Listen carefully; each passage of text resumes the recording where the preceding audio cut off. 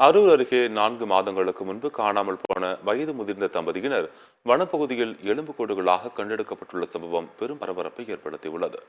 தருமபுரி மாவட்டம் அரூர் அடுத்த ஏட்டியம்பட்டி அருகே உள்ள வெளாம்பட்டி பகுதியைச் சேர்ந்த வயது முதிர்ந்த சின்ன குழந்தை சாரதா தம்பதியினர் கடந்த மே மாதம் 13ஆம் தேதி காணாமல் போனதாக அரூர் காவல் நிலையத்தில் உறவினர்கள் புகார் அளித்தனர்.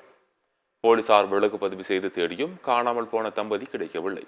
இந்நிலையில் வேப்பம்பட்டி அடுத்த மல்லுத்து என்ற கிராமத்தில் உள்ள வனப்பகுதியில் 2 மனித எலும்புக்கூடுகள் கிடப்பதாக தகவல் பரவியது.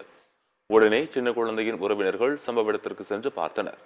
அப்போது காணாமல் போன அன்று அவர்கள் அணிந்திருந்த உடைகள், காலணிகளை வைத்து இது சின்ன குழந்தை சாரதா தம்பதிதான் என்பதை உறுதி செய்தனர். எலும்புக்கூடுகளுக்கு அருகே விஷமருந்து டப்பா ஒன்று இருந்தது. தகவல் அறிந்து சென்ற போலீசார் ஆங்காங்கே கிடந்த எலும்புக்கூடு மற்றும் மண்டை ஓடுகளை சேகரித்து DNA பரிசோதனைக்காக ஆம்புலன்ஸ் மூலம் தருமபுரி அரசு கல்லூரி மருத்துவமனைக்கு அனுப்பி வைத்தனர். இந்த சம்பவம் அனைவரிடமும் அதிர்ச்சியை ஏற்படுத்தியுள்ளது.